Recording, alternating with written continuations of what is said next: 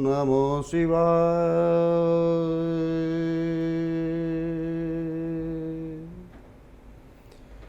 मेरे प्यारे दर्शकों, आप सभी को जय श्री महाकाल।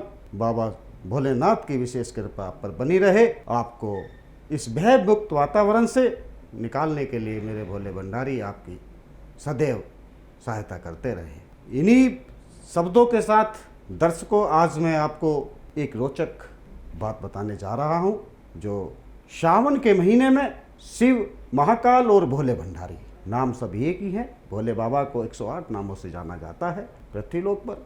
तो दर्शकों, देवादिदेव महादेव सृष्टि के सर्वशक्तिमान देव हैं। ये सब हम बातें अच्छी तरह जानते हैं कि आदि से अनादि तक जब इस सृष्टि का कुछ भी नहीं था तब भी इस महादेव थे, और जब इस सृष्टि का अंत हो जाएगा तब भी महादेव होंगे। तो इसीलिए आदि से अनादि तक तो भक्तों, उनका व्यक्तित्व, रहस्य और एक और वह संसार के देव, तो दूसरी ओर सौम्य पूर्ण आरोग्य और अमर तत्व के आशीर्वाद की शक्ति भी धारण करते हैं। वह अघोरियों के साथ वशीभूत होकर शमशान में तांडव करने वाले महाकाल हैं। तो गृहस्थों की समस्त मनोकामना पूर्ण करने के लिए आशीर्वाद स्वरूप उनसे झटपट तथास्तु कहने वाले आशुतोष हैं। सावन के दौरान वह हरिद्वार में विराज होकर तीनों लोकों की व्यवस्था को संभालते हैं। तो दर्शकों, इसीलिए सावन में हरिद्वार में रुद्राभिषेक करने वालों को भगवान शिव की सीधी कृपा प्राप्त होती है। वैसे तो भोले भंडारी इतने, जभी तो उनका नाम भोले रखा हुआ है, इतने भोले हैं कि सब पर अपनी कृपा दृष्टि ऐसे ही बरसाते रहते हैं। मगर दर्शकों, हर देव का एक वक्त होता है, एक दिन निश्चित होता है, एक तिथि निश्चित होती है।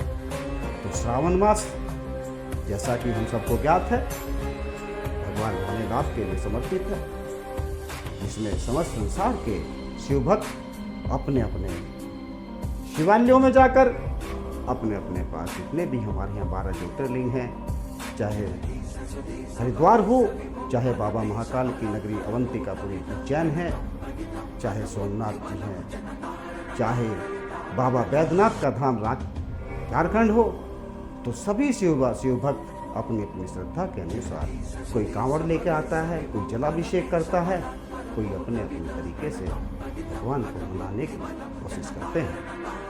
आप सबने देखा होगा, सावन मास में हजारों करोड़ों लोग, भगवान शिव में आस्था रखने वाले लोग पैदल चलकर अपने अपने स्थान पर जाकर, हरिद्वार हुआ, जहाँ से जिसका भी जो भी समुचित जल की व्यवस्था होती है उसको कर शिवालय में चढ़ाते हैं और अपने प्रिय भोलेनाथ को, भोले भंडारी को, शिव शंभू को मनाने की कोशिश करते हैं। तो दर्शकों, मैं अपनी बात पर आता हूँ। श्रावण शिवरात्रि को भगवान शिव ने शिव मंथन से निकले हलाहल को अपने कंठ में धारण कर लिया था। इस टाइम पर देवताओं का और दैत्यों का युद्ध हुआ। तो जब अमृत के लिए उनका युद्ध हो रहा था, तो जब अमृत की बूंदें कुछ छलक कर हरिद्वार में जाके थी। साथ ही साथ मानता ये भी है कि भगवान भोलेनाथ ने जब शिव का जिसका जो प्याला था वो अपने कंठ में समा लिया था। इसीलिए भगवान भोलेनाथ नीलकंठ के नाम से ऋषिकेश में स्थित। तो मैं अपनी बात पर आता हूँ। तो जब भगवान भोलेनाथ ने अपने कंठ में समुद्र मंथन से निकलने वाले हलाहल को अपने कंठ में धारण कर लिया था, इसलिए इस दिन गंगा जल से शिव के अभिषेक का अलग ही है। शिव ने कंठ में विष धारण करने से उत्पन्न गर्मी को शांत करने के लिए हरिद्वार स्थित माँ गंगा की धारा में स्नान किया। तो उससे उस स्थान पर गंगा की धारा नीली पड़ गई, जिसे अब नील धारा नाम से जाना जाता है। श्रावण में हरिद्वार से गंगा जल ले जाकर अपने अपने निद्रित स्थानों पर रुद्राभिषेक करने की परंपरा की एक शुरुआत इसी से भी जाना जाता है। मनोकामना पूर्ति के लिए इस माह शिव भक्त हरिद्वार आते हैं और पूर्ण भाव के साथ यहाँ शिवालय और मठ मंदिरों में भगवान शिव के दर्शन करते हैं। करुणा के सागर भोले भंडारी अपने भक्तों की हर मनोकामना की पूर्ति करते हैं। तो दर्शकों, जैसा कि आप सभी को ज्ञात है कि श्रावण मास का जो महीना है ये पूर्णतः भगवान भोलेनाथ को समर्पित है।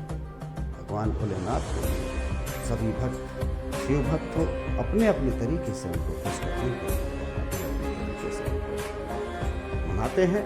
तो मेरी आप सभी से यही प्रार्थना है, हो सके तो अपने शिवालयों में जाकर जलाभिषेक करें, बेलपत्र चढ़ाएं, धतूरा चढ़ाएं, भांग चढ़ाएं, फूल पत्ती, जो भगवान भोलेनाथ को अत्यंत प्रिय है। तो मेरे प्यारे दर्शकों, हमेशा की तरह मुझे इतना ज्ञान तो है नहीं, जितना भी मुझे अधूरा ज्ञान है जो मैं आप तक पहुंचा रहा हूं। तो मैं आपसे पुनः, अगर मुझसे कोई त्रुटि या गलती हुई है तो मैं आपसे क्षमा चाहूँगा। और हमेशा की तरह मुझे इतना ज्ञान तो है नहीं, जितना भी मुझे अधूरा ज्ञान है जो मैं आप तक पहुंचा रहा हूं। तो मैं आपसे पुनः, अगर मुझसे कोई त्रुटि या गलती हुई है, पर्यावरण को, हमारे आने वाली पीढ़ी को बहुत फ़ायदा होगा, उनका जीवन यापन बड़ी आसानी से व्यतीत हो सकेगा। इन्हीं शब्दों के साथ मैं सभी को, आपको पुनः जय श्री महाकाल, जय शिव शंभु। देवों के देव महादेव से जुड़े किस्सों को जानने के लिए सब्सक्राइब करें हमारा YouTube चैनल महाकाल टीवी।